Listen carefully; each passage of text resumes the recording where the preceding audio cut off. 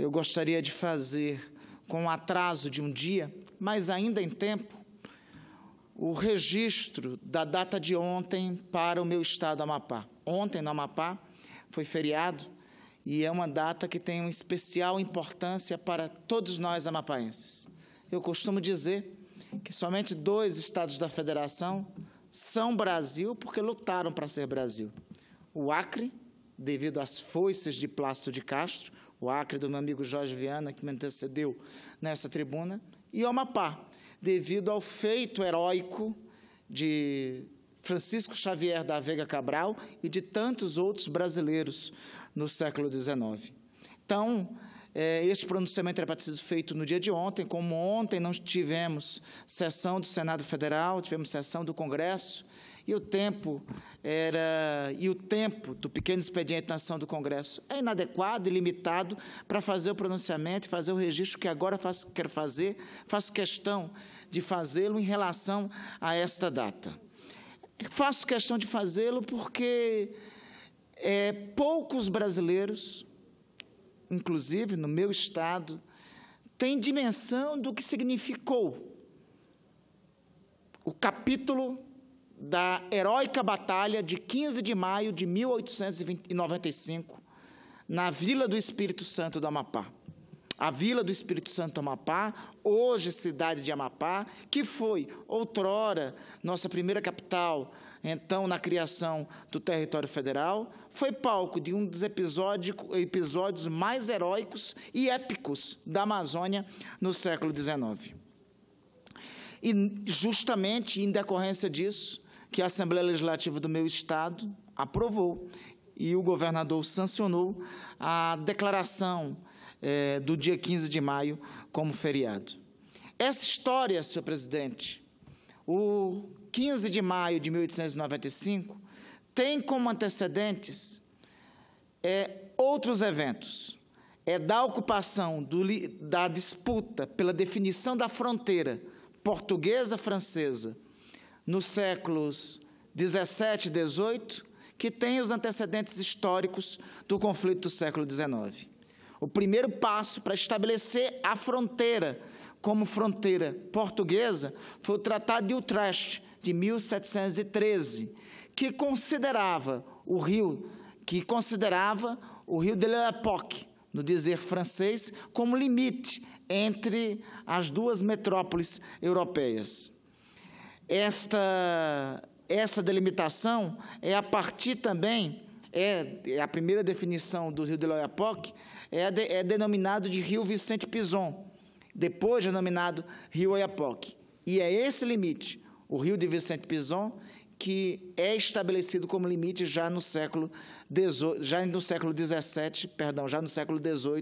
entre o Brasil e a França.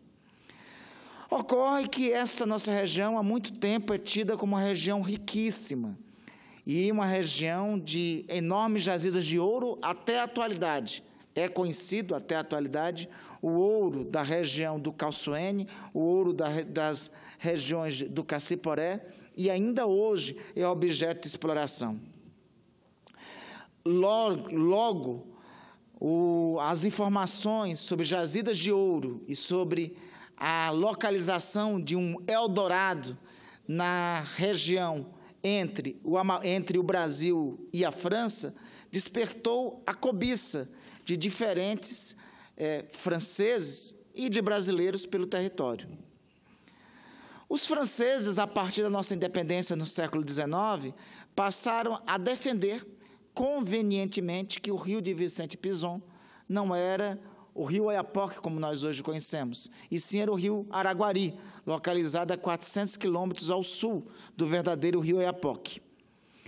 No século XIX, um pouco antes da nossa independência, ainda sobre a vigência do Reino Unido de Brasil, Portugal e Algarves, e ainda sobre a vigência do governo francês, em 1815, é estabelecida uma solução provisória para a região, definindo, e assim ficou durante boa parte do século XIX, as regiões entre o rio Oiapoque e o rio Araguari como área de contestado. Um dos episódios marcantes dessa chamada área de contestado ocorre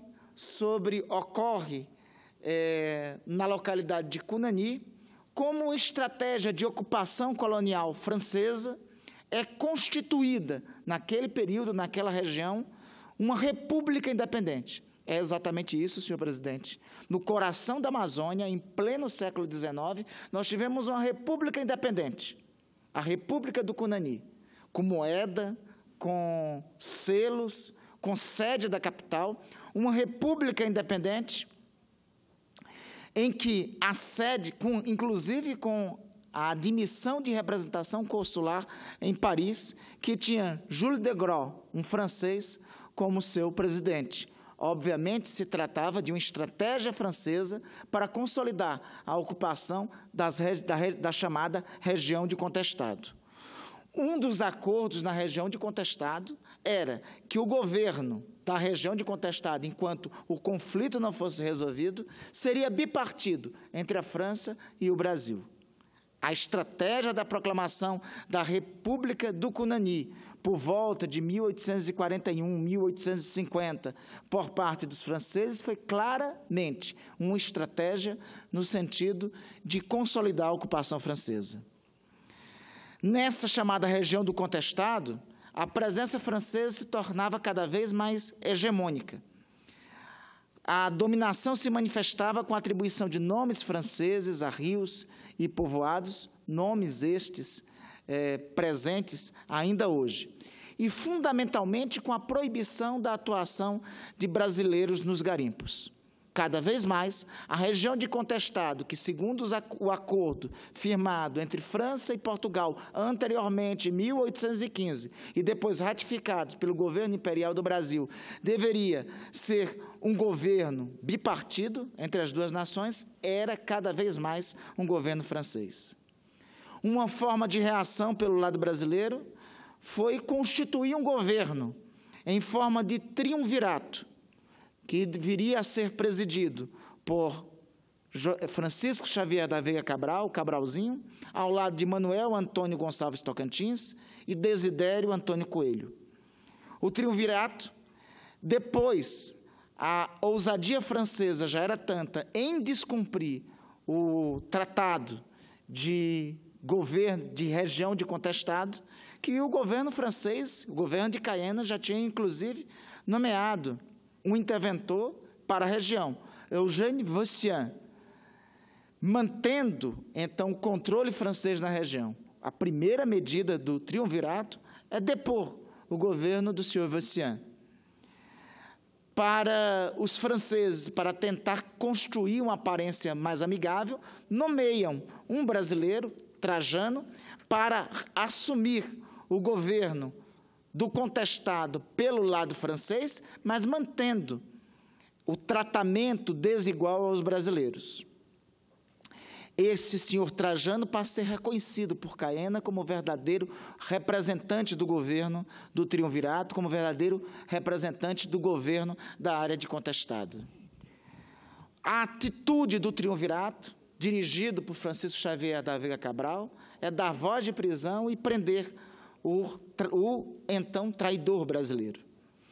Foi imediata a reação francesa, a reação do governador da Guiana Francesa, o senhor Charvin.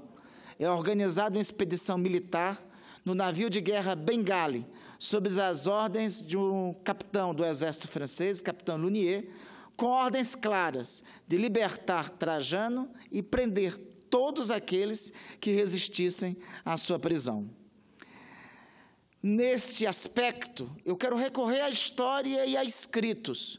Há uma publicação que temos aqui no Senado, a obra de José Sarney e Pedro Costa, O Amapá, a terra onde o Brasil começa, que remete e refere-se a um trecho do depoimento, a um trecho de escritos de um oficial, de um tenente do exército francês, sobre o ocorrido no momento da execução de ordens por parte do capitão Lunier.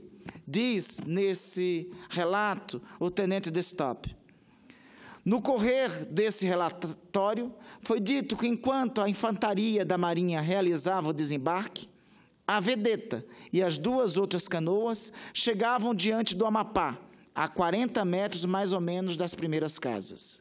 Neste último ponto, o desembarque se operou sobre uma margem difícil, lamacenta e não abordável.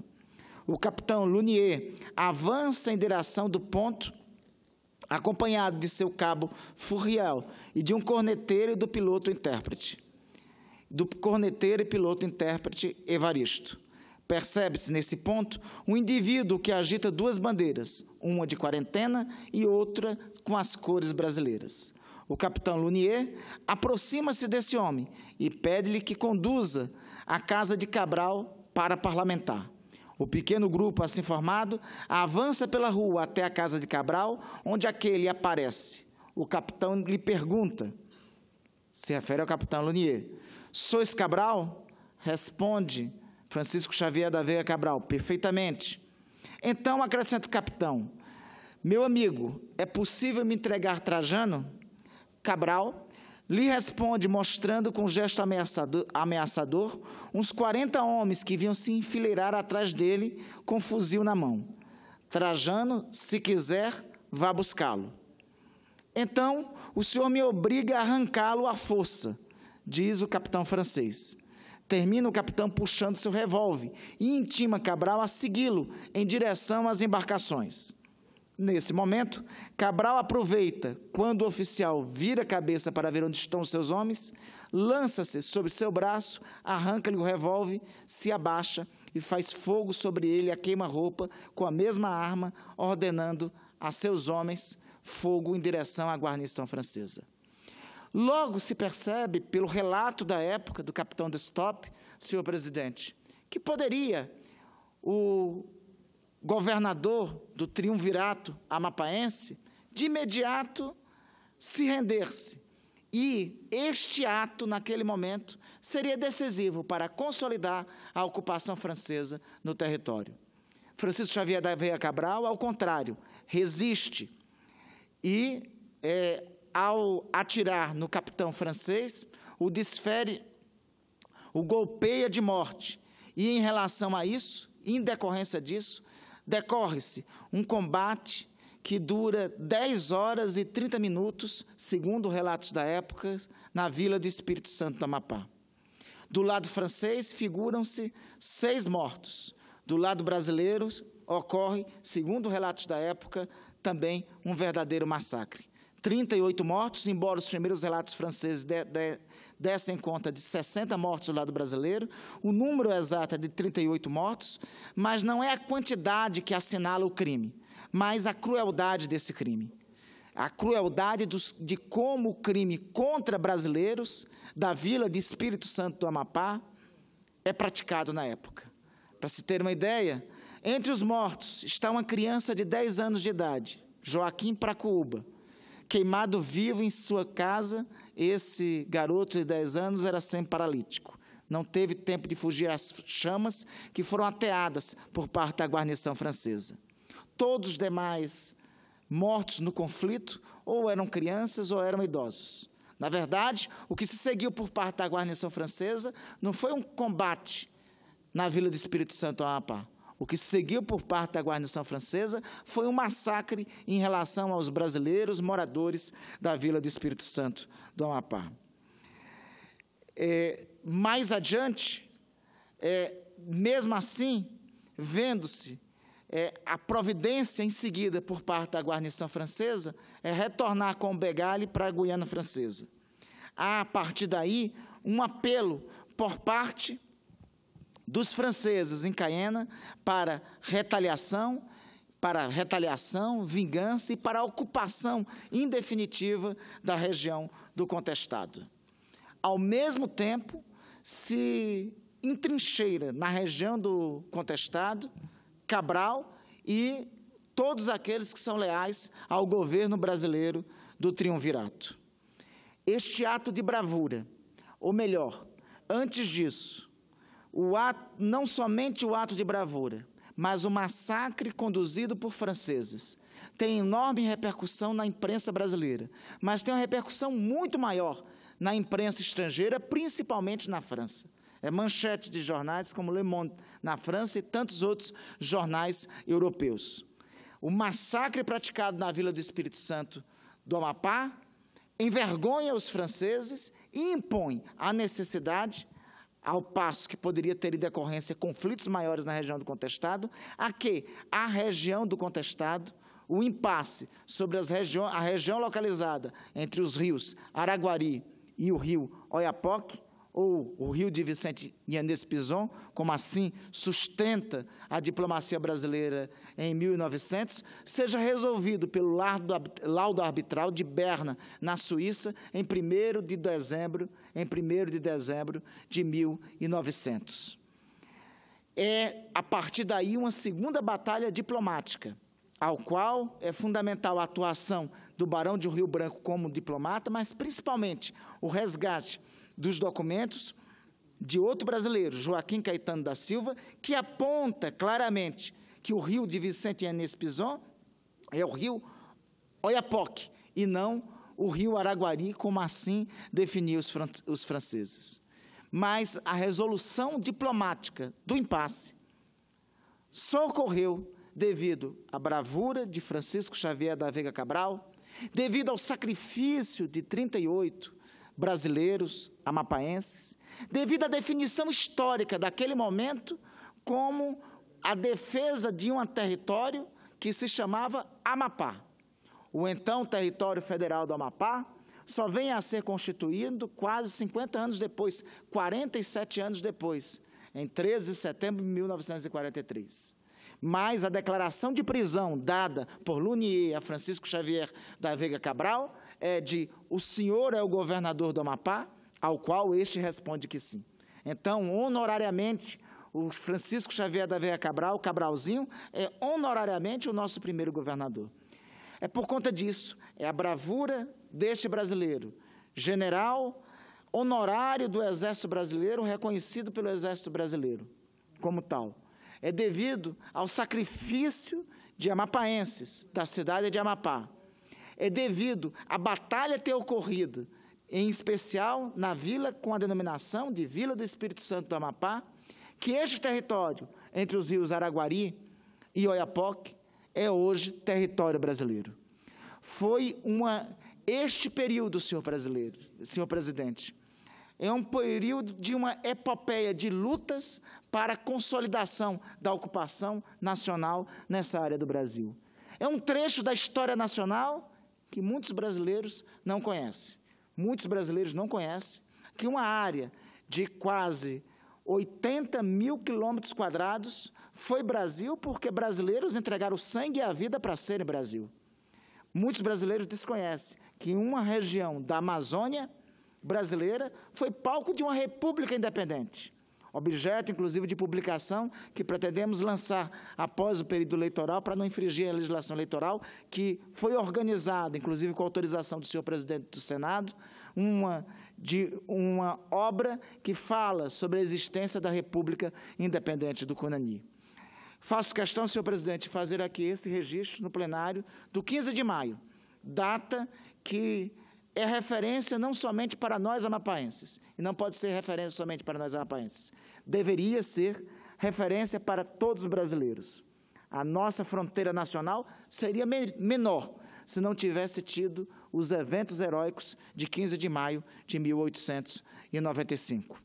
E por isso, senhor presidente, por ser uma data que considero importante para todos os brasileiros, considero urgente nós aprovarmos o projeto de lei 707, de nossa autoria, para incluir no panteão dos heróis da pátria o nome de Francisco Xavier da Veiga Cabral, do Cabralzinho, pela sua atuação, mas não pelo nome do general Francisco Xavier da Veiga Cabral, mas principalmente pelo nome de brasileiros que resistiram e de alguns de armas na mão e outros com a própria vida, definiram a área do território do Amapá como território brasileiro.